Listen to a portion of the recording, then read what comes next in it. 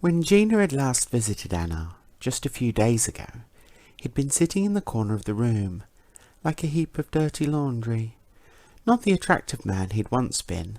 His rich reddish-brown fur was dirty, the white tips of his ears and tail had become grey. He'd even begun to shed excessively, patches of skin visible through his fur. She'd hated seeing him like that, preferring to remember what he was like before the attack. Over a metre tall and handsome, and hers, but he had barely recognised her last time. All he talked about were the shadows, the darkness encroaching. He was in the best hospital on Mars, getting treated, but such attacks are difficult to repair. Gina had stopped using her neural interface since then, fearful of such an assault herself. Annar was a happy and adventurous man once. They'd climbed Olympus Mons together, eating caviar and drinking wine at the summit. But he had changed, terrified of the darkness reaching out and grabbing him. Just thinking about it brought tears to her eyes.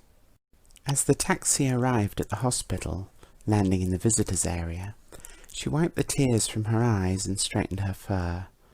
She had to wave her hand computer over a sensor to pay these days, though the taxi service was unlikely to transmit such infection. Dr. Tamar was waiting for her as she entered the building. His calm, human face never showed her how bad it was. He nodded to Gina as she approached, but she wasn't thinking about the pleasantries. Just Annar. "How is he, Doctor?" Gina hoped for good news, but she was sure it would be bad. There had been no good news since he was admitted. "Perhaps we should sit down," Tamar replied, gesturing at the empty but copious couches here. It was definitely bad news. Gina sat and listened, the doctor explaining that Annar had attacked some orderlies, yelling about the shadows. His attack had forced them to sedate him, and that was 2 days ago. He hadn't woken yet, in some sort of catatonia.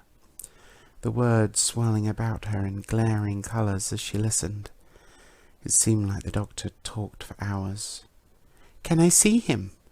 Gina had to try. Call his name, squeeze his hands, lick his nose, anything she could think of.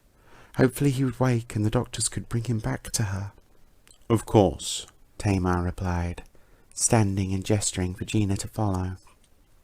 Annar's room was nice, a corner room with windows on 2 sides, the morning sun still shining through and warming the soft collars of the furniture. He was lying on the bed, clean and groomed, looking much better than he had before. Gina sat at his side immediately and took a grip of his hand. "Hi, Anna. It's me. It's Friday." Gina began to tell him about the last 3 days. She'd been visiting twice a week for a while now, but she was sure to read the news and catch up with family and friends, so she had plenty to tell him. Though Annar looked better, it was worse than before. He used to talk. His sweet voice, though talking about terrible things, was a relief to hear. She'd been with him for almost a century. Waking up to silence was a moment of sadness every morning. But now he was silent. The only movement beyond breathing was the occasional blink, each an agonizingly long gap from the last. Gina stayed for 2 hours. She always did. But there was no change, no response, just the silent blinking and gentle breath of a body. Alive, but empty. Dr. Tamar had indicated that he was still in there, struggling with the virus, the poisonous seed that someone had planted.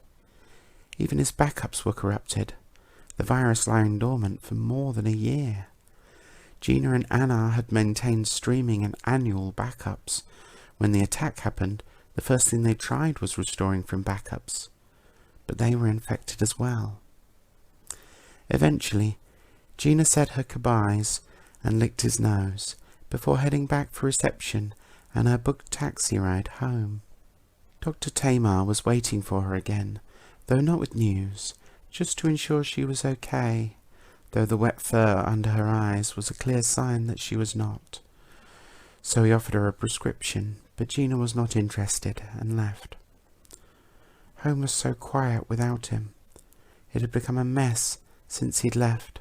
Gina didn't have the will to maintain it for herself.